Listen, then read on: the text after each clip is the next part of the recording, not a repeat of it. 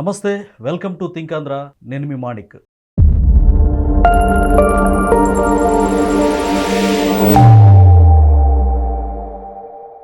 మనతో పాటు ఉన్నారు ప్రముఖ రాజకీయ విశ్లేషకులు అడుసుముల శ్రీనివాసరావు గారు. నమస్కారం సార్. నమస్కారం అండి. సార్, గతంలో జగన్మోహన్ రెడ్డి గారి పరిపాలనా కాలంలో ఎలాంటి పాల సేకరణ లేకుండా, పాలు అనేది లేకుండా, పాలు లేనప్పుడు నెయ్యి ఉండదు కదా, నెయ్యి కూడా చుక్క లేకుండా ఏకంగా మరి లడ్డుల్లో కల్తీ లడ్డు అంటే పామాయిల్ ఇలాంటి వాడి తయారు చేసినటువంటి ఆ లడ్డుల్లో 235 కోట్ల రూపాయల కుంభకోణం జరిగిందని ఈరోజు ఆశ్చర్యంగా వార్త వైరల్ అవుతా ఉంది. అంటే నిజంగా తవ్వేకుంది జగన్మోహన్ రెడ్డి గారి హయాంలో ఇంత దారుణమైనటువంటి పరిస్థితులు రావడం ఏంటి? నిజంగా చాలా సెన్సిటివ్ అంశం. తిరుమల తిరుపతి దేవస్థానం భక్తులు ప్రాణాలు కూడా లెక్క చేయకుండా ఆ క్యూ లైన్లో ఉండటం కావచ్చు, అసలు ఎంత రిస్క్ ఏం చేస్తారు. అలాంటి పవిత్రమైనటువంటి తిరుమల తిరుపతి దేవస్థానంలో కల్తీ లడ్డుకు సాహసించడం, అలాగే బేరసారాలు అంటే పాలు లేకుండా అప్పటి chairman YV Subba Reddy, TTD chairman, ఆయన పిఏ అప్పన్న, వీళ్ళందరూ కలిసి ఆ డైరీలతో మాట్లాడుకొని ఇంత కుంభకోణాన్ని తెరతీశారు. అసలు ఏంటి దీని పరిణామాలు ఎలా ఉండబోతున్నాయి? అసలు ఈ విషయం ఎంతవరకు వెళ్ళే అవకాశం ఉందంటారు? ఏమండి, ఇప్పుడు జగన్మోహన్ రెడ్డి అనేక అరాచకాలు చేశాడు, అవినీతి చేశాడు.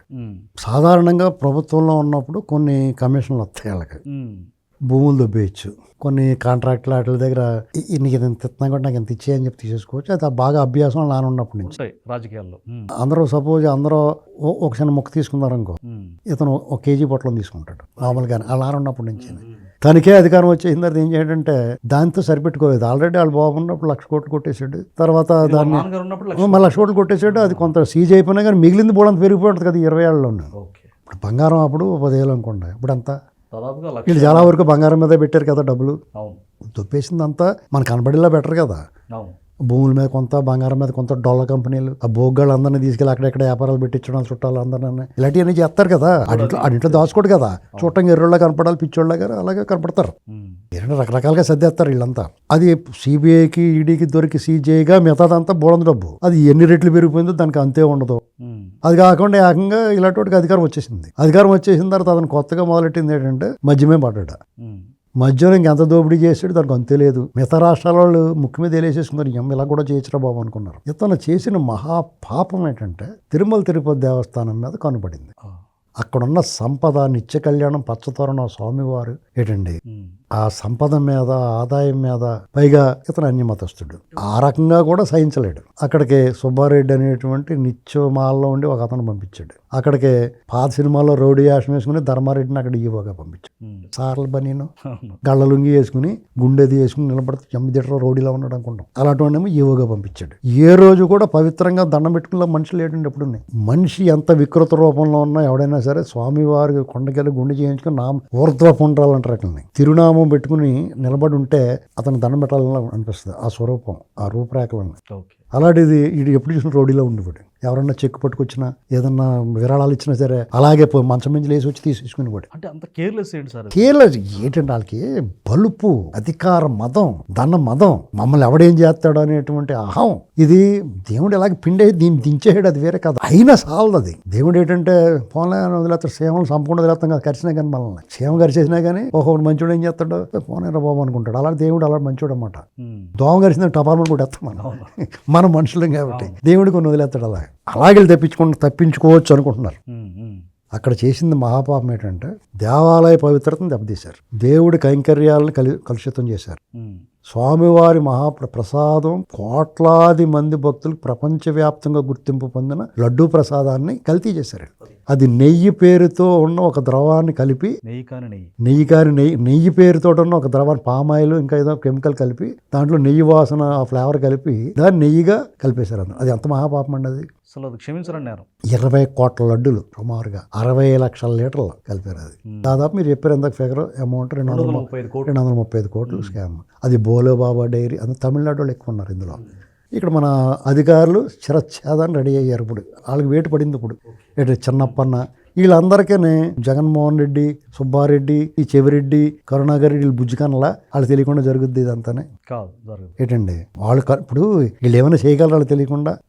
క్షేమ చిటుక్కుమంటే సెంట్రలైజ్డ్ వాళ్ళదంతా కూడా కేంద్రీకృతమైన నేరాలు కానీ అవినీతి కానీ కేంద్రీకృతంగా ఉంటుంది. జగన్మోహన్ రెడ్డి సెంట్రిక్ గా అతను పని ఏం చేసాడండి 5 సంవత్సరాలనే. గోల్డ్ ఫింగర్ సినిమాలో విలన్ లాగా, gold finger James bond cinema వచ్చింది చూసారు మీరు, పాతదే. అందులో విలన్ ఇంట్లో కూర్చున్నట్టు చిన్న పిల్లల్ని పెంచుకుంటాను. బయట రాడు. ఇతను అంతే బయటకు ఎక్కడ వచ్చాడు? లేదు. అసెంబ్లీ సెక్రటేరియట్ సెట్ కూడా ఇంట్లో ఎంచుకున్నాడు. అప్పుడప్పుడు బట్టన్ ఎక్కుతానికి వచ్చి గబక్క నొక్కేసి గబక్కన వెళ్ళిపోయేవాడు. ఈ లోపల తెరల గిర్రలు కట్టేసేవారు, చెట్లు కొట్టేసేవారు. మనకి అదే ఆడవాడు కనపడి తప్ప ఇతను వచ్చి వెళ్ళింది ఎంతసేపు గంట ఏంటండి. పక్కన మంగళగిరి తెనాలి వెళ్తానికి హెలికాప్టర్ మీద వెళ్ళిపోయాడు. కాబట్టి అతను లోపలికి వచ్చి ఏం చేసి ఇవ్వడం ఉన్నారు మరి ఇవన్నీ చూసుకుని కూడా పెద్ద పెద్ద కంప్యూటర్లు పెట్టుకుని అక్కడ ఎంత దొబ్బేసిన ఇక్కడ ఎంత దొబ్బేసిన ఎంత కలెక్షన్ వచ్చింది, ఇవాళ మధ్య మీద ఎంత వచ్చింది. సుబ్బారెడ్డి ఏం చేస్తున్నాడు? విజయసాయిరెడ్డి 6 బస్తాలు పంపంటే 5 బస్తాలే పంపాడు. ఓ బత్త దొబ్బేయడానికి పక్క తప్పించండి. మరి విజయసాయిరెడ్డిని ఎందుకు తప్పించారు? విజయసాయిరెడ్డి అప్పుడు అతను రాష్ట్రాన్ని 3 భాగాలు చేసాడండి. ఉత్తరాంధ్ర, రాయలసీమ. ఉత్తరాంధ్ర ఆయనకి అప్పచెప్పాడు విజయసాయిరెడ్డి. రాయలసీమలో పెద్దిరెడ్డికి అప్పచెప్పాడు. మధ్యాంధ్రాన్ని సుబ్బారెడ్డికి అప్పచెప్పాడు. దీనికి బోనస్గా తిరుపతిలో కూర్చొని ఇదన్నీ చూసుకోమన్నాడు. వాళ్ళ అల్లుళ్ళు పిల్లలు మొత్తం అంతా ఇక్కడ ఆక్రమించారు అమీబాలాగానే. ఇప్పుడు పెద్దిరెడ్డి మిథున్ రెడ్డికి తూర్పుగోదావరి జిల్లా గోదావరి తీర ప్రాంతంలో ఏంటంటే పని ఇసుక మీద ఆడేమైనా పెంచి పోషించాడు, ఉచ్చేసి పెంచాడు. అక్కడ ఏమన్నా అక్కడ ఏంటంటే సంబంధం అక్కడ ఆ ఇసుక వ్యాపారం అంతా వాళ్ళు కొలగొడతారు. వీళ్ళు తెంగరోళ్ళు కాబట్టి మా వాళ్ళు పట్టుకుని కొట్టేయకుండానే ఏంటో నీకు పని అని ఓడదీసి పరిగెట్టిస్తే దెబ్బకి దారిలోకి వస్తారా? అక్కడ ఏంటంటే పని ఇక్కడ వాళ్ళ దగ్గర దొబ్బేస్తారు. అడవులు గట్ట దొబ్బేసుకోవచ్చు.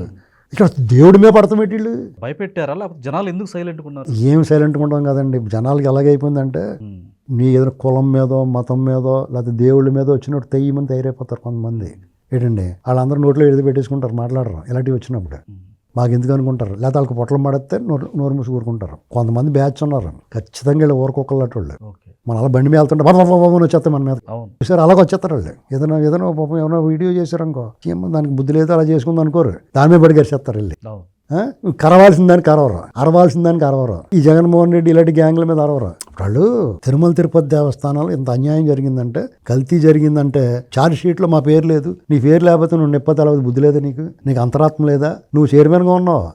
స్వామివారి సేవకి వెళ్తారు కొంతమంది, కార్యకర్తలకు వెళ్తారు కొంతమంది వాలంటీర్లుగా.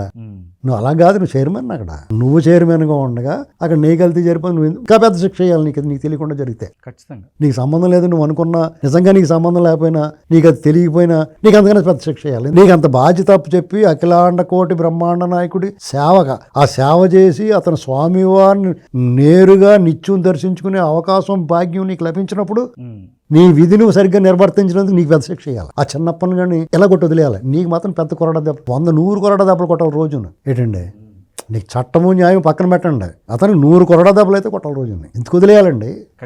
కోట్లాది మంది భక్తుల విశ్వాసాన్ని దెబ్బతీయడానికి హూ ఆర్ యూ? వాళ్ళు ఈ మధ్య రోజా గారు కూడా నేపాల్ లాగా ఎగబడాలి అంటే నిజంగా ఇలాంటి విషయాలు అదే నేపాల్లో ఎగబడాల్సిందే. ఎవరి మీద? వీళ్ళ మీద. ఎవరి మీద?